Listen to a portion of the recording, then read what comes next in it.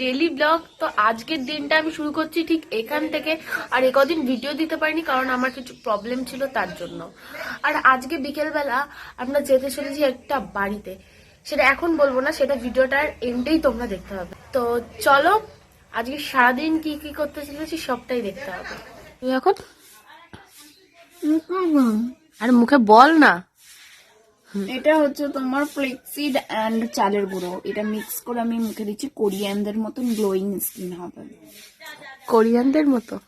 ইয়া guys, তো এই দেখো, এদিকে আমি ফ্লেক্সিড জ্বালিয়ে নিচ্ছি কারণ এটা আমি আমার হেয়ারে দেবো। চুলে দিলে এটা অনেকটা স্মুথলিং হয়, তো আমার চুলটা অনেকটা ড্রাই হয়েছে, যার জন্য আমি আজকে এটা দেব। কালকে শ্যাম্পু করেছিলাম আর আজকে এটা দেব। এটা শ্যাম্পু করার পরেই দিতে হয়। এটা এদিকে হয়েও গেছে, দেখতে পাচ্ছ এটা কেমন একটা গাঢ় গাঢ় ভাব হয়ে এসছে। তো এটা প্রায় হয়ে গেছে, আমি এখন অফ করে দেবো। তো এটা ঠান্ডা হওয়া অবধি আমি রাখবো। এটা ঠান্ডা হওয়ার পরে এটা আমার চুলে দেবো। সো গাইস, যেই ফ্লেক্সিডটা আমি জ্বালিয়েছিলাম সেটা প্রায় মাথায় দেওয়া হয়ে গেছে, আর শোকানোও হয়ে গেছিলো। আর কতটা চুলে হেয়ারফল হয়েছে সেটা তোমরা এটা দেওয়ার পরেই বুঝতে পারছো। যাই হোক না কেন, দিদি যেটা বানিয়েছিল ওটা আমি পুরো মুখে লাগিয়ে নিয়েছিলাম। আর মুখে কথা বলতে পারছিলাম না কেন, দাঁড়াও দেখাচ্ছি। ওই দেখো, দেখতে পাচ্ছ? জগদ্ধাত্রী পুজোর জন্য লাগিয়ে গেছিলো, খুব জোরে বাজছিল, তাই জন্য আর কিছু বলতে পারছিলাম না। আর এইদিকে আমরা যেখানে রাত্রিবেলা আসবো বলেছিলাম সেই জায়গা চলে এসেছি। এটা ছিল আমার ফ্রেন্ডের বাড়ি, আবার মাসিরও একটা আত্মীয়র বাড়ি, দুটো একসঙ্গে। তো এই দেখো, এখানে হচ্ছিল নাম যজ্ঞ, আর আজকের রাত্রিটা আমরা এখানেই থাকবো।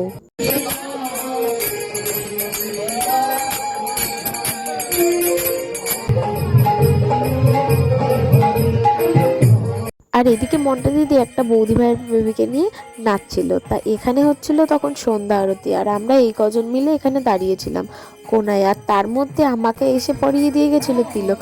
তো আমাকে কেমন লাগছে অবশ্যই কিন্তু কমেন্ট করে জানাও। আর এদিকে আমরা সবাই চলে এসেছিলাম ঘরে, আর ঘরে বসেই আড্ডা দিচ্ছিলাম। আর এইদিকে এই বাচ্চাটা সবার হাতে হাতে ঘুরছিল, কারণ এ অনেকটা কিউট ছিল। আর আমার দিদি তো ঠিক করে নিতেই পারছিল না। তারপরে নিয়ে আমাকে বলছে, বোন আমি একটু পোজ দিচ্ছি, আমাকে একটা ভিডিও করে দে। তাই দিলাম, আর দিয়ে সোজা চলে গেছিলাম খেতে। আর প্রথমেই দিয়ে দিয়েছিল ডাল ভাত, তো ওটাকেই খাচ্ছিলাম। আর মন্টা দিদির এরকম এক্সপ্রেশন কেন ছিল জানি না। তো ওর সঙ্গে খাচ্ছিল আমার পূজা দিদির মেয়ে। আমরা এই কজন এই টেবিলে বসেছিলাম, আর ওই টেবিলে ও বসেছিল একা। কার কথা ভাবছিল জানি না। তো ওকে অনেকবার ডাকার পরে ও আমার কথাটা শুনতে পায়, আর ওর তাকানোটা ঠিক এরকম ছিল।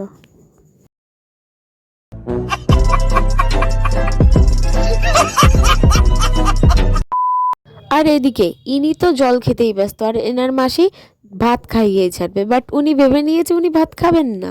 তো তারপরে আমি ওকে বললাম, চল আমি তোর ভিডিও বানিয়ে দিচ্ছি, তুই ভাত খা আর আমার ফোনের দিক তাকা।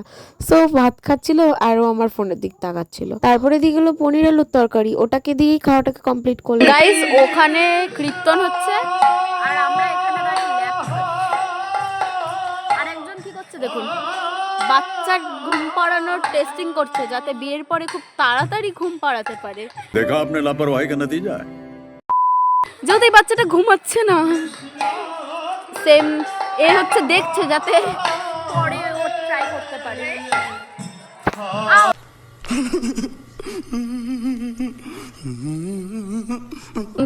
গাইজ, ওরা এখন আমাদের কথা কোনোটা পাত্তা দেবে না, কারণ ওরা এখন ঘুম পাড়াতেই হবে। আর বাচ্চাটার চোখে দেখুন কোনো ঘুম নেই, ড্যাব ড্যাবিয়ে তাকিয়ে রয়েছে, আর ও ঘুম পাড়াবেই পাড়াবে। আর এদিকে 11:30 বেজে গেছিলো, আর আজকে সারা রাতই নাম হবে।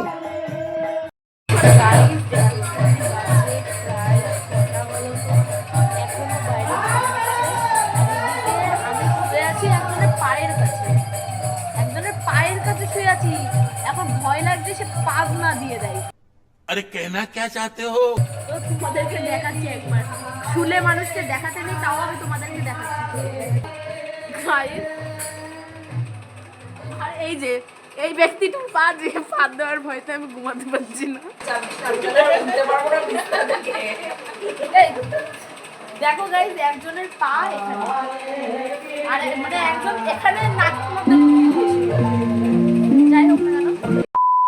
সো গাইস ওখানে তো ওইরকম তালের কারণে ঘুম হলো না, তো এখানে বাইরে এসে বসেছিলাম, 3টে বাজতে যাচ্ছিল। তো একটা পাশের বাড়িতে গিয়ে তারপরে আমি আর মা শুয়েছিলাম। তো তোমাদের এই ভিডিওটা কেমন লাগলো অবশ্যই কিন্তু আমাকে জানাও। দেখা হচ্ছে নেক্সট ব্লগে।